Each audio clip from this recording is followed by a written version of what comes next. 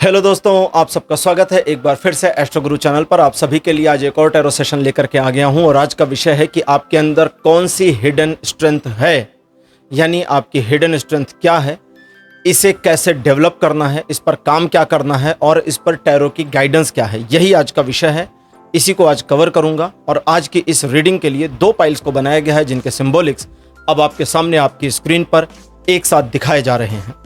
Night of cups pile number 1 और night of wands pile number 2, दो cards आपके सामने आपकी स्क्रीन पर एक साथ शो आउट हो रहे हैं। दोनों में से जो अच्छा लगे उसे अपनी पाइल मानिए, अकॉर्डिंगली आज की रीडिंग को देखिए, ये आपके साथ रेजोनेट करेगी। हर बार की तरह इस बार भी टाइम स्टैम्प्स को डिस्क्रिप्शन और कमेंट सेक्शन दोनों जगह पोस्ट किया गया है ताकि आपके लिए सुविधा रहे। अपनी पाइल की रीडिंग पर डायरेक्ट पहुंचने के लिए टाइम स्टैम्प पर क्लिक करिए, वीडियो आगे चला जाएगा और आप डायरेक्ट अपनी पाइल की रीडिंग पर पहुंच जाएंगे। जो लोग आज मुझसे पहली बार जुड़े हैं उनका एस्ट्रो गुरु चैनल पर मैं बहुत बहुत स्वागत करता हूं। आप सभी इस चैनल को सब्सक्राइब जरूर करिए, बेल आइकन भी प्रेस करिए, क्योंकि जब आप बेल आइकन प्रेस करते हैं तो नए वीडियोस की नोटिफिकेशन आपके फोन पर आनी शुरू हो जाती हैं। और मेरे रेगुलर व्यूवर्स और सब्सक्राइबर्स, आपके सहयोग और प्यार के लिए बहुत बहुत आभार।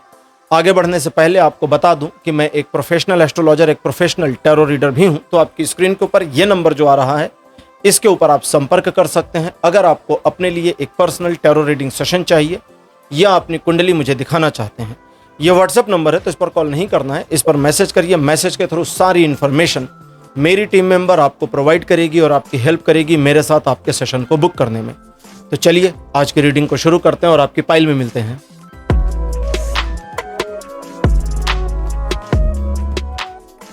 हेलो पाइल नंबर 1, आप सबका स्वागत है आपकी रीडिंग में। आपने नाइट ऑफ कप्स को चुना था, मेरे बगल में उसकी फोटो लगा दी गई है। चलिए आज की रीडिंग को शुरू करते हैं और देखते हैं, जानते हैं, समझते हैं कि आपके लिए टैरो आज क्या सजेशन देते हैं, कि आपके भीतर, आपके अंदर की छिपी हुई स्ट्रेंथ क्या है। पहला कार्ड आपके लिए जो है, this one is justice. Card number 2 आपके लिए है 10 ऑफ पेंटिकल्स। थर्ड पोजीशन पर आपके लिए है 4 ऑफ कप्स। कार्ड नंबर 4 आपके लिए है 7 ऑफ कप्स और अंतिम कार्ड आपके लिए है 6 ऑफ वॉन्ड्स। 5 कार्ड्स आपके लिए अपीयर हो चुके हैं traditional tarot deck rider white से। अब हम समझने की कोशिश करते हैं कि ये 5 कार्ड्स आपके लिए क्या बताते हैं, कि आपके अंदर की छिपी हुई स्ट्रेंथ क्या है।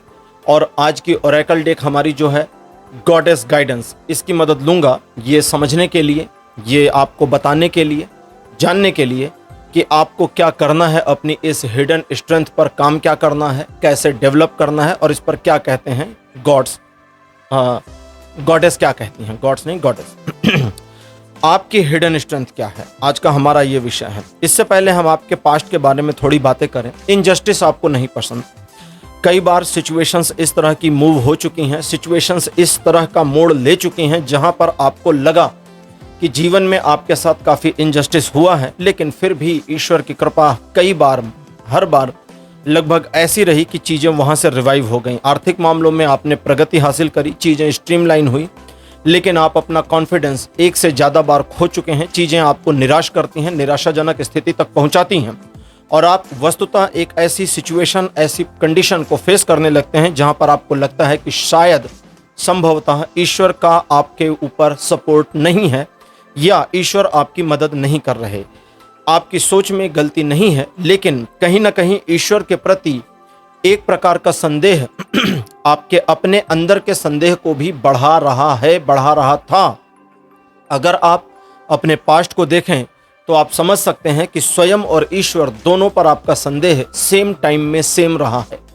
जहां स्वयं पर संदेह में आपने अपने आप को कई बार, कई मामलों में कम कैपेबल माना, ईश्वर पर संदेह के मामलों में आपने सोचा, आपने फील किया कि ईश्वर आपकी भक्ति से प्रसन्न नहीं, अथवा उन्हें आपकी श्रद्धा नहीं समझ में आ रही, अथवा ईश्वर अब आपकी मदद नहीं कर रहे जैसा उन्होंने कई बार आपकी करी है। स्वयं को एक ऐसी मुद्रा, एक ऐसी सिचुएशन में डाल देना या एक ऐसी सिचुएशन में फेस करना, ऐसी सिचुएशन में पाना जहां आपको ये लगने लगे कि अब चीज़ें मेरे पक्ष में नहीं, मेरे नियंत्रण में नहीं, तो वहां एक अबूझ स्थिति आ जाती है जहां पर समझ में नहीं आता कि चीज़ों को मैनेज कैसे करेंगे। और इसी वजह से कई बार आपने जानते समझते हुए भी अपने कर्म से स्वयं को साइड लाइन कर दिया, यानी आप नेसेसरी कर्म करने से चूक गए या चूक गए। आपकी हिडन स्ट्रेंथ आज हमारे रीडिंग का विषय है, ये जानना है। और आपकी जो हिडन स्ट्रेंथ है वो है आपकी कल्पना शक्ति। जी हाँ, आपकी कल्पना शक्ति। आप इसे ओवर थिंकिंग भी कह सकते हैं, लेकिन जब आप ध्यान दें कि आप अपनी कल्पना मीन्स इमेजिनेशन, अगर आपने अपनी कल्पना या इमेजिनेशन को ओवर थिंकिंग में महसूस किया तो आपने ऐसी कल्पनाएं, ऐसी इमेजिनेशंस की होंगी जो असंभव जैसी लगती होंगी, या आप कह सकते हैं कि बहुत ही बेबुनियाद इल्यूशन या इमेजिनेशन आपका रहा है। लेकिन रीडिंग कहती है कि आप बहुत दूर तक, बहुत गहराई तक, हर एक पहलू तक, चीज़ों की बारीकियों तक को सोचने की एक क्षमता, एक योग्यता रखते हैं। यानी आपकी जो ओवर थिंकिंग आपकी दुश्मन बनी हुई है या आपके लिए दुश्मन जैसा बिहेव कर सकती है, वही ओवर थिंकिंग में इमेजिनेशन की क्षमता आपकी स्ट्रेंथ भी बनती है। क्योंकि आप अपनी स्ट्रेंथ को, इस एबिलिटी को कई मर्तबा ऐसी चीज़ों में इस्तेमाल कर चुके हैं, ऐसी चीज़ों में इस्तेमाल कर पाए हैं जहां आप समझ नहीं पाते कि बार बार आपका दिमाग इतनी ज़्यादा गहराई से, इतनी ज़्यादा शिद्दत से, इतनी ज़्यादा बारीकी से स्टेप बाय स्टेप निगेटिव कैसे सोच ले रहा है।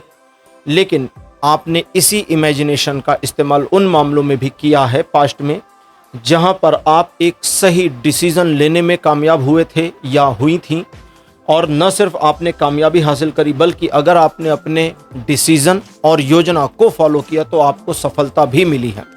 तो आपके लिए पाइल नंबर 1, आपकी जो हिडन स्ट्रेंथ यहाँ पर दिख रही है आज, वो है आपकी कल्पनाशीलता, आपकी इमेजिनेशन। लेकिन इस इमेजिनेशन को इस्तेमाल कैसे करेंगे, इस इमेजिनेशन का आप उपयोग कैसे करेंगे, क्योंकि दुरुपयोग तो लगातार बहुत ज़्यादा हो ही चुका है, लेकिन अब इसका सदुपयोग कैसे करना है ये हम समझते हैं। और इसके लिए लेते हैं आज की हमारी ओरेकल डेक, जो है गॉडेस गाइडेंस, यानी कि देवियों का एक गाइडेंस हमें मिलेगा।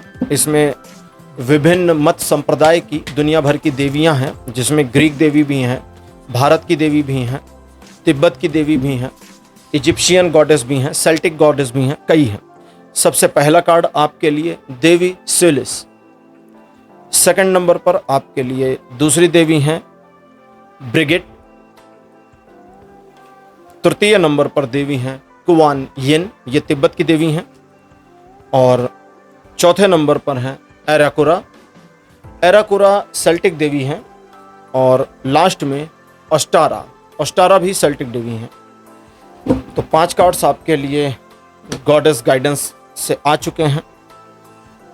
अब हम एक एक करके समझना शुरू करते हैं कि आप अपनी इस इमेजिनेशन की पावर को इस्तेमाल कैसे करेंगे।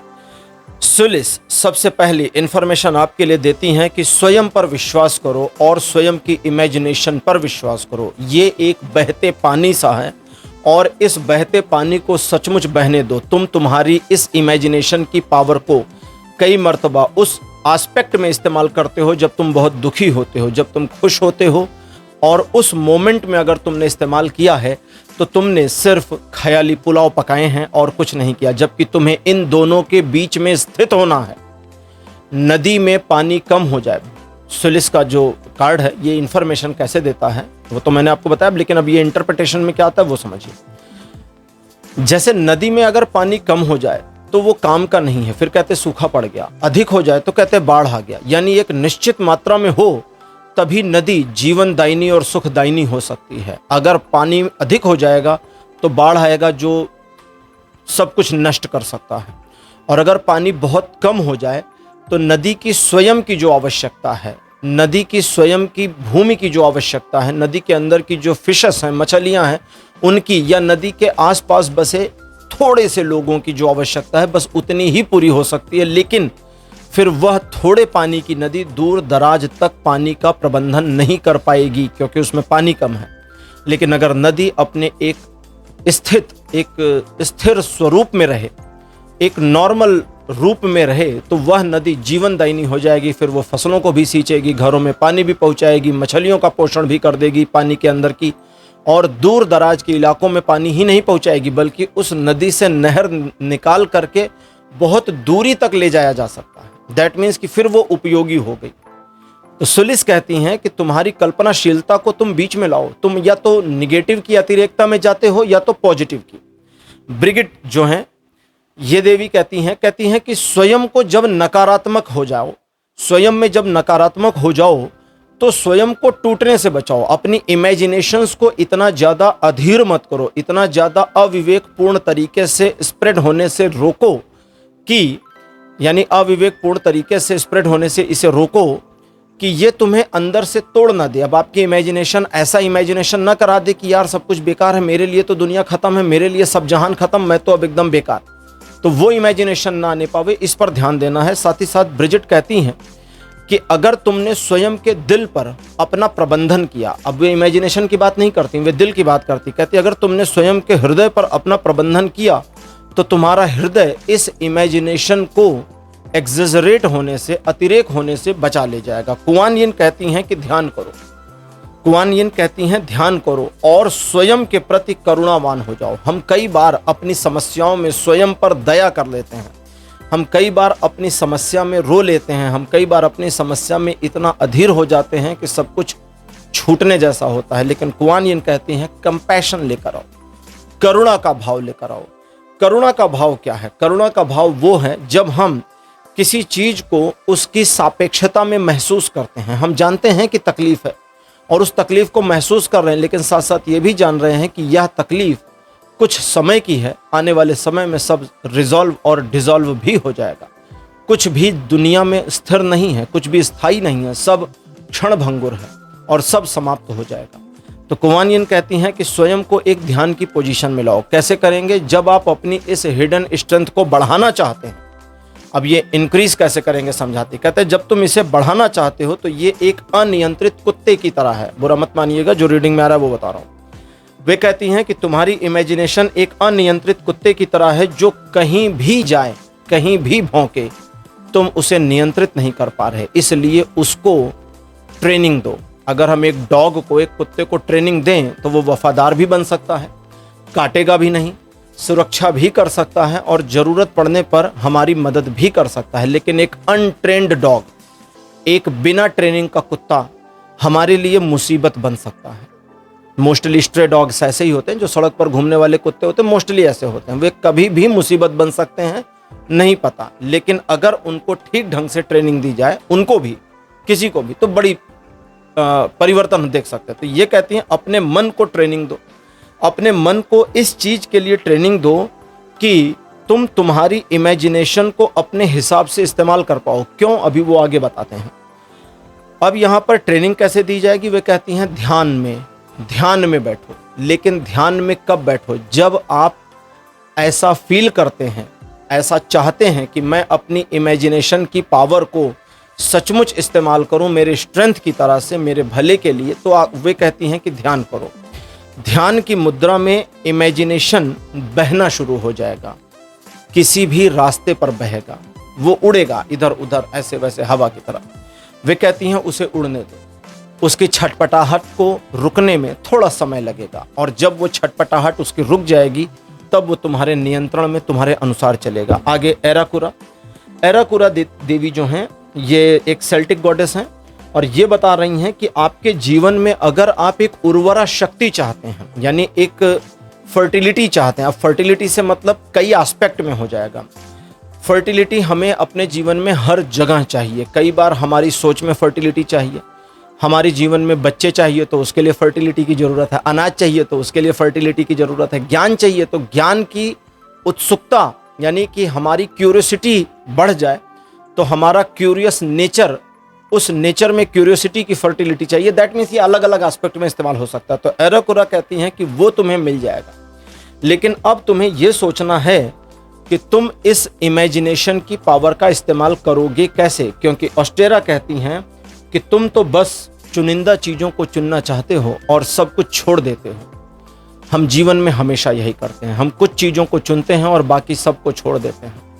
हम जीवन में कुछ चीज़ों को ही चुनते हैं, लेकिन अगर प्रकृति को देखें तो प्रकृति समग्र है, सब कुछ लेकर चलती है, सकारात्मक को भी लेकर चलती है और नकारात्मक को भी लेकर के चलती है। इसलिए अगर हमें प्रकृति के साथ में लय होना है, एकबद्ध होना है, तो फिर हमें भी सब कुछ लेकर ही चलना पड़ेगा। लेकिन हम सब कुछ लेकर नहीं चल सकते हैं क्योंकि हमें स्पेसिफिक टारगेट्स पर काम करना होता है। अब एराकुरा, 7 ऑफ वैंड्स और ऑस्टेरा, ये 3 कार्ड्स मिलकर के जो इन्फॉर्मेशन देते हैं वो ये कि आप अपनी इमेजिनेशन की पावर को अगर अपने लिए एक ऐसी प्लानिंग बनाने के टूल के रूप में इस्तेमाल करते हैं जिस पर आप समझदारी पूर्वक काम करेंगे और काम करके सफलता अर्जित करेंगे, लेकिन इसकी जानकारी लोगों को नहीं देंगे, क्योंकि जो हिडन स्ट्रेंथ होती है अगर ये दूसरों को बता दिया जाए तो फिर ये स्ट्रेंथ नहीं रह जाती, इसमें ह्रास हो जाता है, घटोतरी हो जाती है, कमी आ जाती है, चीज़ें माइनस में चली जाती हैं। तो वे कहती हैं कि इसी चीज़ पर ध्यान देना है कि इसे इस्तेमाल तो करो लेकिन किसी को बताओ नहीं। नए टारगेट्स बनाओ, उनकी योजना बनाओ, उस पर अपनी इमेजिनेशन के घोड़े दौड़ाओ और पूरी प्लानिंग करो, फुल प्रूफ प्लानिंग करो और उसी प्लानिंग पर स्टेप बाय स्टेप काम करते चले जाओ और फिर देखो सफलता, सिर्फ सफलता ही नहीं, वे कहती हैं कि फिर यश भी तुम्हारे खाते में आ जाएगा। फाइल नंबर 1 आपकी रीडिंग कंप्लीट हो गई है। आज की रीडिंग आपको कैसी लगी, अपने एक्सपीरियंस, अपने अनुभव कमेंट सेक्शन में जरूर लिखिएगा। इस वीडियो को लाइक करिए, शेयर करिए और चैनल को सब्सक्राइब करना मत भूलिएगा। अगले वीडियो में आपसे फिर मिलूंगा। Bye bye.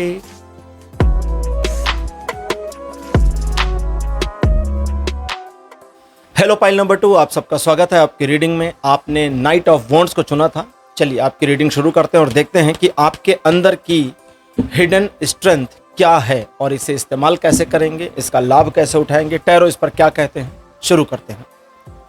पहला कार्ड आपके लिए द हायरोफेंट। सेकंड पोजीशन पर आपके लिए 3 ऑफ कप्स। कार्ड नंबर 3 आपके लिए है S of cups. Fourth position पर आपके लिए है पेज ऑफ पेंटिकल्स और अंतिम कार्ड आपके लिए है एस ऑफ सोर्ड्स। आपके जीवन के बारे में थोड़ा हम पीछे यानी पास्ट की चीज़ों को देखें तो आप कहेंगे वर्तमान में हम एक ऐसी स्थिति का सामना कर रहे हैं या आप कर रही हैं जहां आपको अपना भविष्य एक ऐसी सिचुएशन में नज़र आता है जहां आपको कभी कभी लगता है बहुत पॉजिटिव और कभी कभी लगता है यार पता नहीं क्या होगा। तो एक दुविधा की स्थिति बनी हुई है, ऐसा दिखता है। थोड़ा पास्ट की बात करें, बुरा मत मानिएगा, कहीं ना कहीं आप अपने अहंकार के शिकार हो गए। जरूरत से ज्यादा उत्साह चीजों को खराब कर गया। लोगों पर अननेसेसरी भरोसा भी सिचुएशंस को आपके फेवर से निकाल ले गया और एक से अधिक अपॉर्चुनिटीज को आपने मिस किया अपने जीवन में। तो अब आपके लिए जो आपकी हिडन स्ट्रेंथ के रूप में मेरे पास इंफॉर्मेशन है वो ये है कि आपकी बेसिक हिडन स्ट्रेंथ ये है कि आप योजना बना लेते हैं। योजना बनाना आपकी एक हिडन स्ट्रेंथ है। अब आप कहेंगे यार योजना तो हम रोज बनाते हैं, इसमें हिडन क्या है? हिडन ये है कि आपको पता नहीं है कि आपकी स्ट्रेंथ ये है कि आप एक बढ़िया योजना बना सकते हैं। अब थोड़ा हम पास्ट को देखें। जिन मामलों में आपने अपनी छोटी मोटी ही सही योजना पर योजना के अनुरूप काम किया, जैसी योजना थी बिल्कुल वैसा काम किया, आपको सफलता मिल गई। आपने डिफिकल्ट सिचुएशन को मैनेज करने की प्लानिंग करी, एज इट इज काम किया, सफलता मिली, सिचुएशन मैनेज हो गई। आपने किसी को प्रभावित करने के लिए एक छोटा प्लान किया, उस प्लान के हिसाब से काम किया, सफलता मिल गई, पर्सन प्रभावित हो गया। लेकिन जहां पर आप उत्साह में आ गए, जहां पर आप अहंकार में आ गए, जहां पर आप अपने आप में दंभी हो गए, दंभी का मतलब भी अहंकारी होता है कि हम तो चीज़ों को कर ही ले जाएंगे, वहां आपको नुकसान हुआ। लोगों का निगेटिव बिहेवियर भी झेलना पड़ा, नकारात्मक फीडबैक भी आपको मिल गया, कुछ मामलों में नुकसान भी आपने उठा लिया जिसमें आर्थिक नुकसान भी दिख रहा है। आपकी हिडन स्ट्रेंथ सिर्फ योजना बनानी ही नहीं है, बल्कि अपने जीवन के स्तर को और बेहतर करने की योजना बनाना, ये आपकी एक्चुअल हिडन स्ट्रेंथ है। लेकिन अभी तक आप इस पर मुझे काम करे हुए नजर नहीं आते, क्योंकि आप कभी ईश्वर के भरोसे हैं, कभी दूसरों के भरोसे हैं, कभी भाग्य के भरोसे हैं। ये सारी चीजें मेजर जरूर करती हैं, मदद कर सकती हैं, लेकिन मुख्य है कि आपका स्वयं पर विश्वास बने, क्योंकि आपका अगर स्वयं पर विश्वास नहीं है तो ये सारी चीज़ें गौड़ हो जाएंगी, छोटी हो जाएंगी और आपके काम नहीं आएंगी। कुछ ऐसा आप करना चाहते हैं अपने जीवन में या आप करना चाहती हैं अपने जीवन में जो आपके लिए कम से कम एक ऐसा टर्निंग पॉइंट हो या गोल हो जो आपके जीवन को आपके अनुसार एक पूर्णता दे सके। जैसे कहते हैं ना कि भाई ये वाला काम अगर हो जाता तो समझो जीवन सफल हुआ। लेकिन समस्या यही है कि वो वाला काम होने के बाद हमारी लाइफ अभी बचेगी तो नए नए गोल्स बनते जाएंगे, उसमें कोई बुराई नहीं है, वो भी अच्छा है। थोड़ी कामचोरी जिसे आपको रोकना होगा, और कामचोरी कौन वाली? वैसी कामचोरी नहीं कि भाई मेरा मन नहीं कर रहा, वो वाली कामचोरी जहां पर आपको मालूम है कि मुझे ये चीज करनी है और मेरे किए बिना चीजें सेटल नहीं होने वाली, वहां पर आपने अपने कदम पीछे खींचे थे, या कई बार आप पीछे खींचते हैं अपने कदम और चीजों से हिडन होने की, भागने की कोशिश करते हैं। तो आप अपनी अगर योग्यता पर भरोसा करते हैं कि मैं एक सही प्लान बनाऊं, उस प्लान पर काम करूं, तो आपकी सफलता आपको मिल जाएगी। यही आपका हिडन स्ट्रेंथ है। आज की हम ओरेकल देख लेते हैं, जो है ओरेकल गाइडेंस, गॉडेस गाइडेंस। यह है गॉडेस गाइडेंस। तो इससे देखते हैं कि क्या इन्फॉर्मेशन गॉडेस यानी देवियां देती हैं कि आपको क्या करना चाहिए अपनी इस हिडन स्ट्रेंथ को और इम्प्रूव करने के लिए, बेहतर करने के लिए, और स्वयं के लिए एक वेपन की तरह इस्तेमाल करने के लिए करना क्या चाहिए। पहला कार्ड आपके लिए है अथेना, देवी अथेना, जो युद्ध की देवी मानी गई हैं। सेकंड पोजीशन पर आपके लिए बास्ट, ये मिस्र की देवी हैं। थर्ड नंबर पर आपके लिए इक्शेल। फोर्थ नंबर पर आपके लिए मैरी मैगडलन। मैरी मैगडलन को यहूदी ईसाई दोनों में माना जाता है। और मेवे अंतिम में। तो 5 कार्ड्स आपके लिए अपीयर। अब हम समझना शुरू करते हैं। सबसे पहले देवी अथेना, नहीं, सबसे पहले देवी बास्त। देवी बास्त का जो कार्ड है वो हमें इंफॉर्मेशन देता है कि आप अपनी योजना बनाने की क्षमता को अगर सचमुच विकसित करना चाहते हैं तो कहती हैं कि फिर उसमें मिक्सिंग करनी बंद करनी होगी, यानी घाल मेल नहीं चलेगा। वे कहती हैं कि फिर स्वयं की योजना स्वयं की होनी चाहिए, उसमें दूसरे का इनपुट नहीं होना चाहिए। लेकिन साथ ही साथ वे सजेस्ट करती हैं कि अगर तुम्हें किसी से सलाह लेनी है योजना बनाने से पहले, तो हम इसे होमवर्क कह सकते हैं कि आपने एक होमवर्क किया, उसके बाद उस पर चिंतन करिए और चिंतन करने के बाद योजना बनाइए। हो सकता है कि चिंतन करने के बाद हो सकता है किसी की सलाह को आप अपनी योजना में शामिल करें, लेकिन वो चिंतन के बाद है। कौन सा वाला नहीं शामिल करना? आप किसी के पास गए, आपने एक एडवाइस ली, उसने एडवाइस दी, आप खुश हो गए, दौड़ते हुए वापस आए और आपने उसे अपनी योजना बना ली या अपनी योजना का हिस्सा बना लिया। तो देवी बास्त कहती हैं ये नहीं करना है, क्योंकि ओवर एक्साइटमेंट चीज़ों को खराब करेगा। आप अपने जीवन में अगर फाउंडेशन को गड़बड़ कर दोगे, नींव को गड़बड़ कर दोगे, तो ऊपर की बिल्डिंग अच्छी नहीं बनेगी, इसका ध्यान रखना है। देवी इक्शेल कहती हैं कि सिर्फ योजना बनाना ही नहीं, बल्कि स्वयं के हीलिंग के लिए, स्वयं के ग्रोथ के लिए, स्वयं की तरक्की के लिए, स्वयं के स्वास्थ्य के लिए भी अगर आप एक योजनाबद्ध तरीके से काम करें, वस्तुतः वे कहना चाहती हैं अनुशासनात्मक तरीके से काम करें, थोड़ा डिसिप्लिन रहें, डिसिप्लिनरी रहें, तो आपके जीवन में बहुत कुछ बदलाव आ जाएगा। यानी आप अपने रूटीन को थोड़ा मेंटेन करें, डिसिप्लिन का पालन करें और सिचुएशंस को डिसिप्लिन के अकॉर्डिंग अगर मैनेज करते हैं तो आप देखेंगे कि चीज़ें आपके पक्ष में ऐसी मुड़ रही हैं जिसे फिर आप कहेंगे कि चमत्कार हो रहा है। मैरी मैगडलन और मावे आपके मामले में मैरी मैगडलन कहती हैं कि योजना ऐसी होनी चाहिए जिसकी जानकारी गोपनीय हो। अगर गोपनीयता का पालन नहीं किया गया और योजना का खुलासा कर दिया गया तो मेवे कहती हैं कि फिर स्वयं की योजना पर ही चलना भारी पड़ जाएगा। देवी अथेना, मैरी मैगडलन और मेवे, ये 3 देवियां एक साथ जो इन्फॉर्मेशन दे रही हैं, अब उसे मैं बताता हूं। देवी अथेना को वस्तुतः युद्ध की देवी के रूप में पोर्ट्रे किया गया है, युद्ध की देवी के रूप में जाना गया है।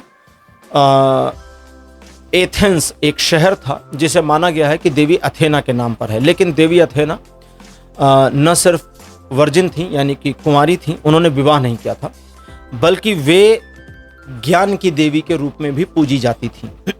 ऐसा माना जाता था कि वे सिर्फ युद्ध की देवी नहीं हैं, वे ज्ञान की देवी हैं और उनका जो युद्ध का स्वरूप है वो ज्ञान से परिपूर्ण है। अगर एक ताकतवर इंसान के पास हम बहुत सारी शक्ति दे दें तो वो किसी से भी लड़ जाएगा, लेकिन अगर एक बुद्धिमान इंसान के पास बहुत सारी शक्ति दे दें तो वह व्यक्ति शक्ति का सदुपयोग कर सकता है। तो देवी अथेना उस चीज का द्योतक है, उस चीज को रिप्रेजेंट करती हैं जो शक्ति को संतुलित और समझदारी के साथ में इस्तेमाल करता है। तो देवी अथेना यहाँ कहती हैं कि अपनी योजना बनाने की क्षमता के बारे में पहले स्वयं को आश्वस्त करो, खुद में डाउट मत रखो, स्वयं को आश्वस्त करो कि तुम ये कर सकते हो या कर सकती हो, और इनिशियल यानी कि शुरुआती लेवल पर योजना बेहतर नहीं होगी ये मानकर चलो। क्यों?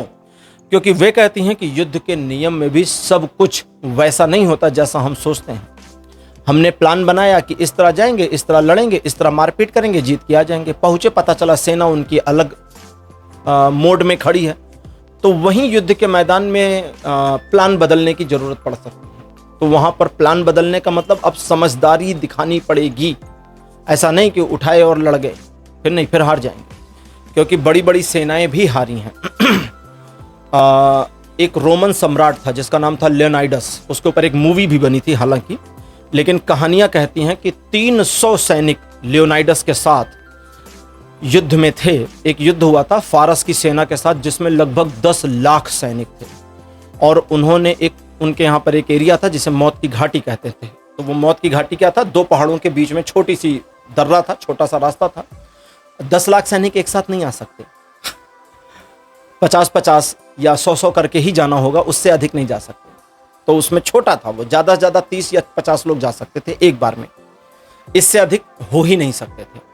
अब 10 लाख की सेना 50-50 करके आ रही है। 300 सैनिकों ने 3 दिन की लड़ाई में फारस के इतने सैनिक मार दिए कि फारस की पूरी सेना, हालांकि उन 300 को मार देती है, लास्ट में मर जाते हैं, लेनाइडस भी मरता है, लेकिन फारस की सेना का मनोबल टूट गया था। क्यों? क्योंकि रोमन साम्राज्य के पास उस समय 35,000 सैनिक थे, और फारस की सेना का मनोबल इसलिए टूटा कि जब 300 लोग उन्हें 3 दिन तक रोकते हैं और इतने सैनिक मार डालते हैं जितना वे सोच नहीं सकते थे। हजारों सैनिकों को मार दिया था उन्होंने, 10,000 से ज्यादा सैनिकों को 300 लोगों ने मारा।